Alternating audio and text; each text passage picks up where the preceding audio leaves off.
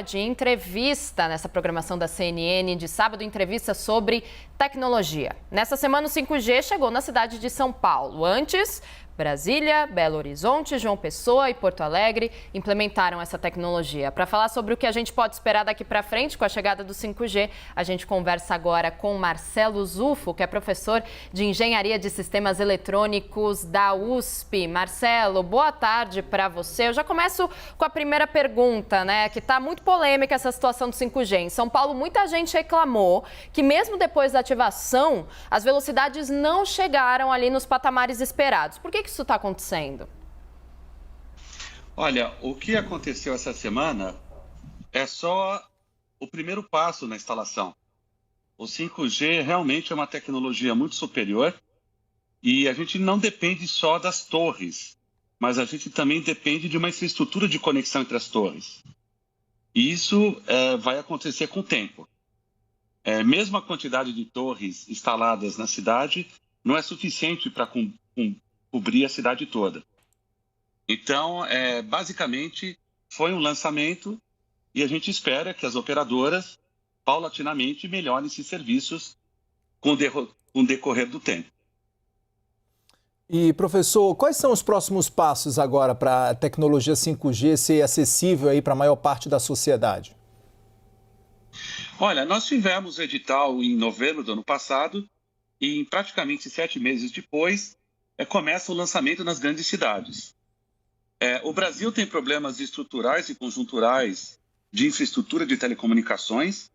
A gente tem uma pressão de consumo muito grande, mas nem sempre a infraestrutura deixa a desejar.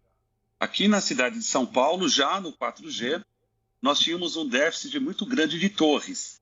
E agora, com o 5G, como nós vamos ter velocidades muito grandes de transmissão de sinais, a gente precisa prestar muita atenção na implantação das torres e na conexão das torres, porque no limite o 5G pode entregar até 10 gigabits por segundo.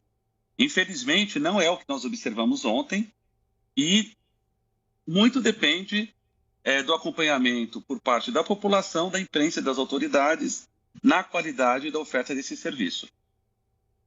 Professor, a gente está tendo um contexto geopolítico atual, né, de pós-pandemia e guerra na Ucrânia. É uma situação, é um contexto geopolítico um tanto conturbado ainda. Ele pode, de alguma maneira, atrapalhar o avanço dessa tecnologia aqui no Brasil ou não há uma relação?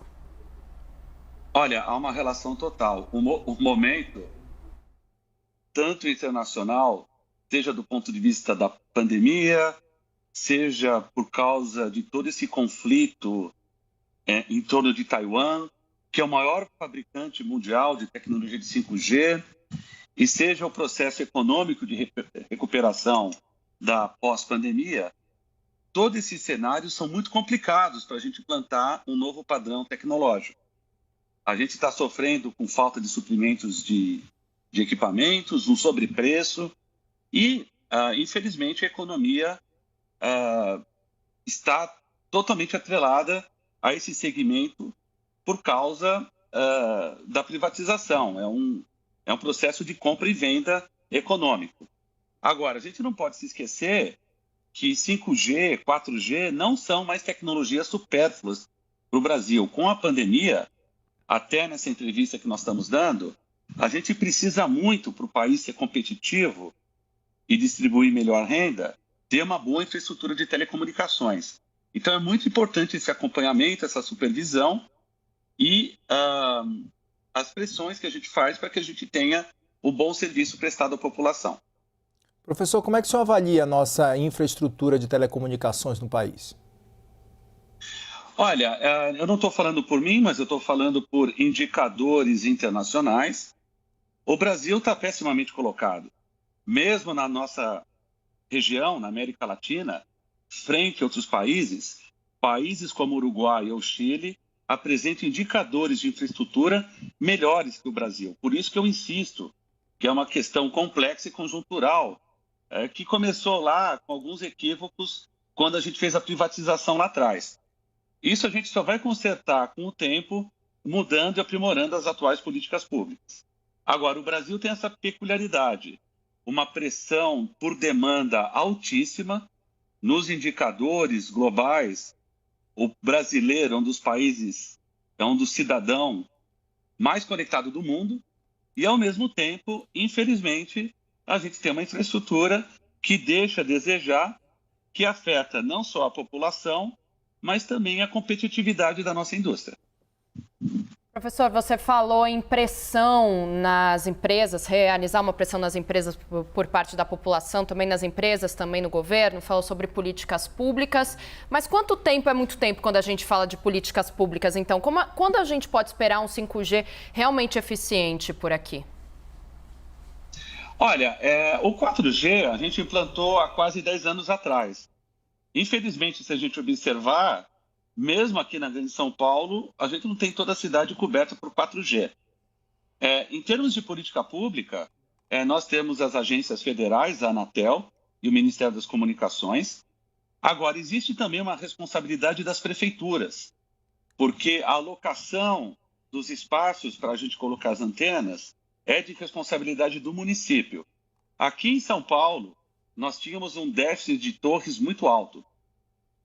A cidade de São Paulo tinha falta de torres.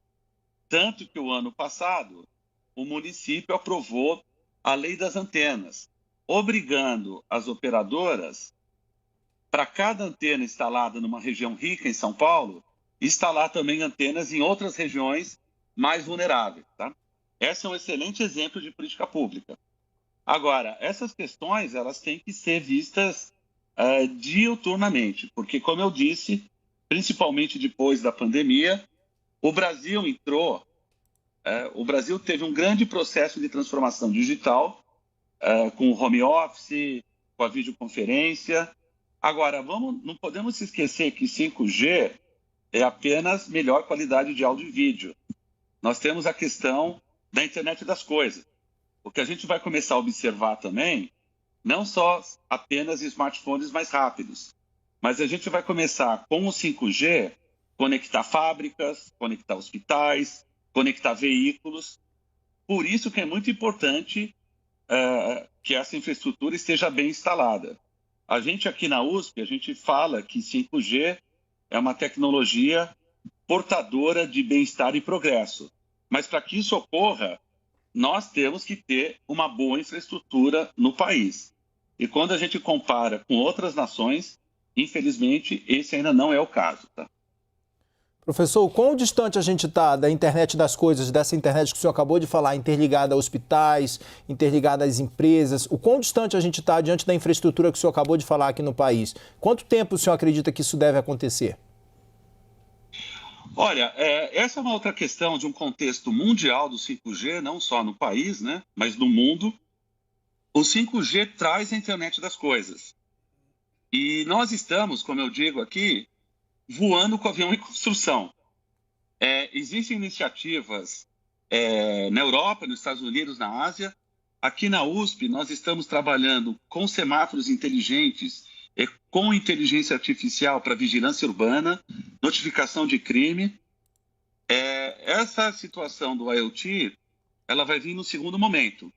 O Brasil não está atrasado em termos de tecnologia em relação aos outros países do mundo, mas, de novo, se a infraestrutura não for robusta, vai haver um atraso na implantação dessa tecnologia. Por isso que a infraestrutura é tão importante no caso do 5G.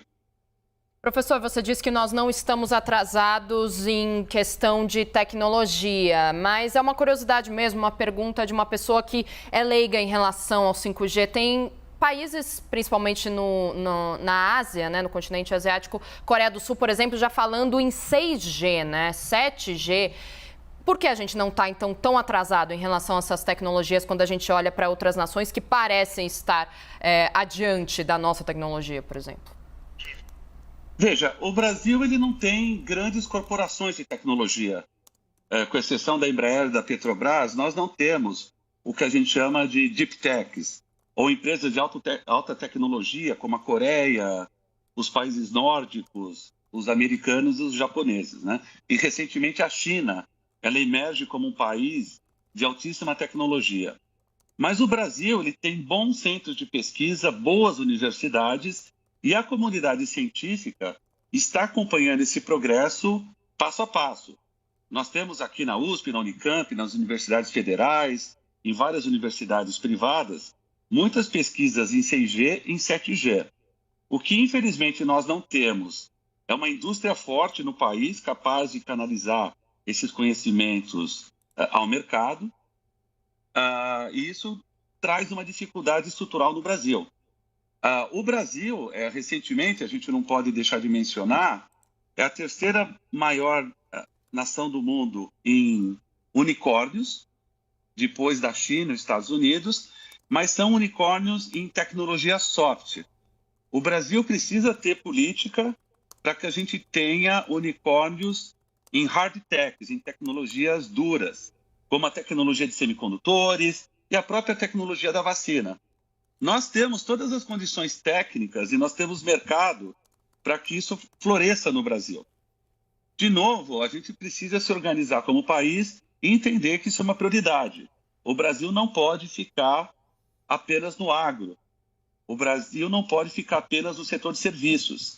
É nesse momento da sociedade da informação, em que a gente vê a ruptura das cadeias globais de fornecimento de semicondutores, a guerra entre China e Estados Unidos, a questão de Taiwan, a guerra da Ucrânia, é muito importante o Brasil reforçar as suas estruturas em alta tecnologia, com a possibilidade de a gente limitar as nossas perspectivas de futuro para a nossa população e para a nossa própria existência como nação. A gente conversou com o Marcelo Zufo, professor de Engenharia de Sistemas Eletrônicos da USP. Professor, muitíssimo obrigado pelas informações, pelos esclarecimentos nessa tarde de sábado, por dispor um pouco do seu tempo, do seu fim de semana aqui para a gente, para esclarecer um pouco mais do 5G. Obrigado. Muito obrigado, contem sempre com a gente.